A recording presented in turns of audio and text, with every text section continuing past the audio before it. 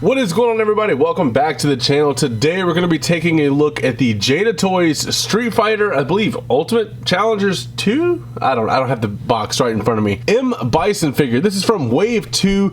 I will have a video coming out on Dawson sometime in the next week or so, because I do want to talk about him as well. But we're going to do a full in-depth review here. I'm going to tell you guys what I know about the character, what I know about the figure, do some size comparisons with other lines, talk about if he is too small, which I thought he was at first. We'll get into that.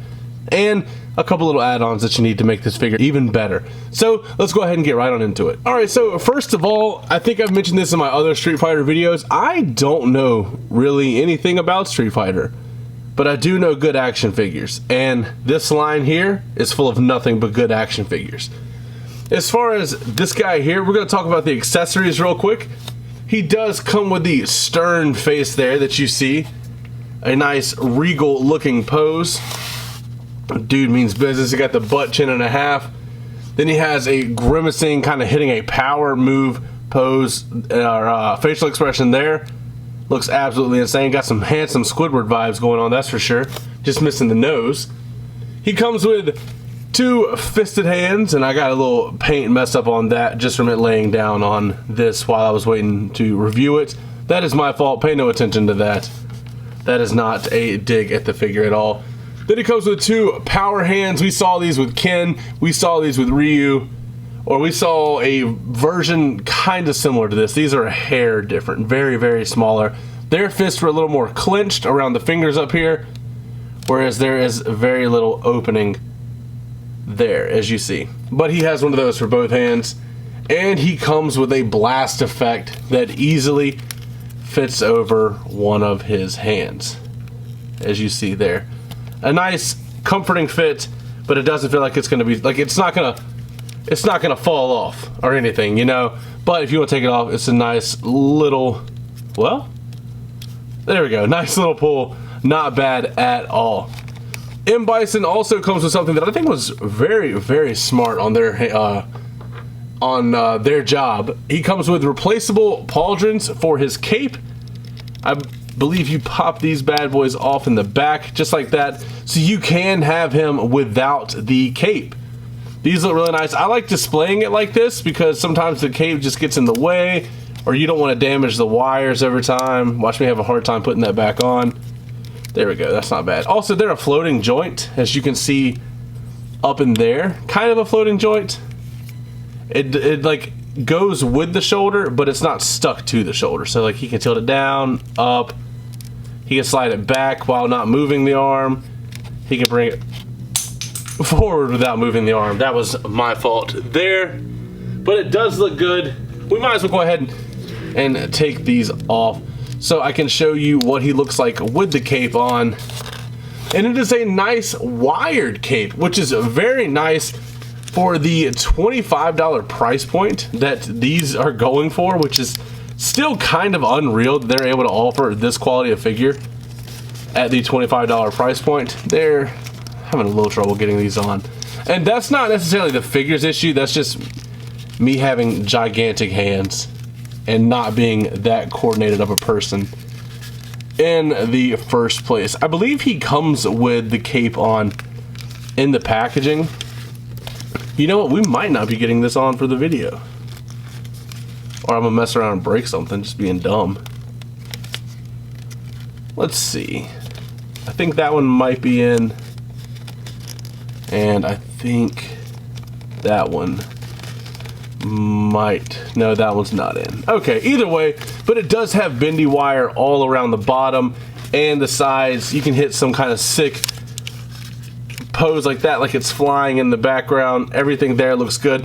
It's hard to get a posable cape at this price point. We rarely see it. So the fact that we got it here from Jada Toys is kind of unreal. I'm gonna give this one more scouts try, and then we're gonna cut our losses with the cape for the video, just so we don't keep you guys here too long. Alright, no, I can't get it to go back in there right now. The left side's in, but the right side is not.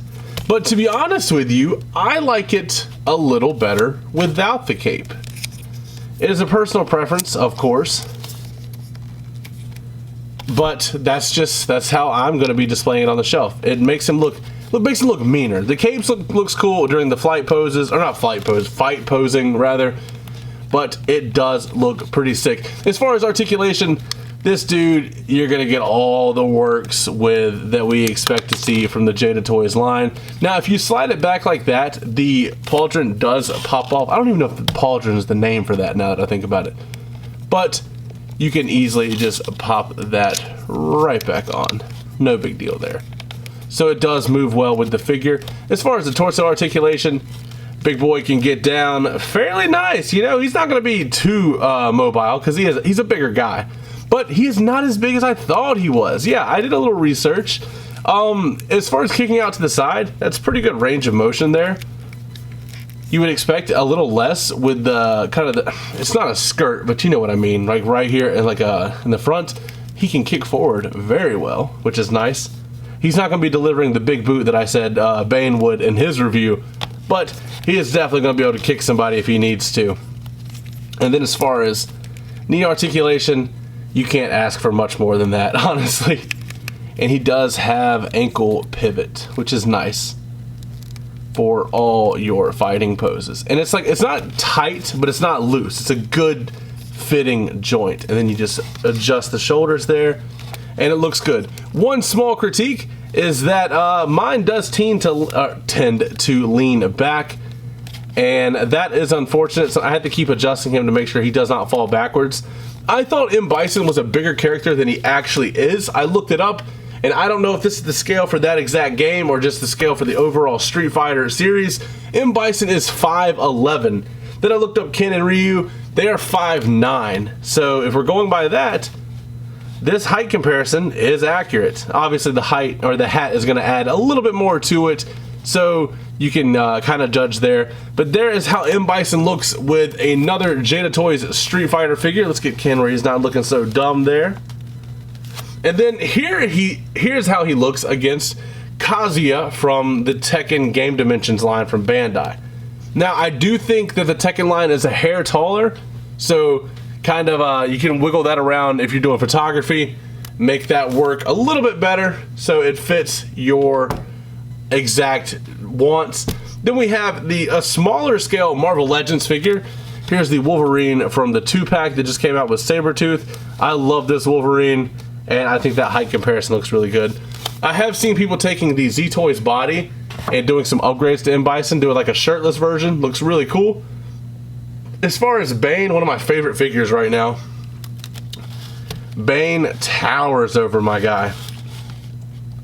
That is a mean looking team right there. Bane might be my figure of the year outside of wrestling.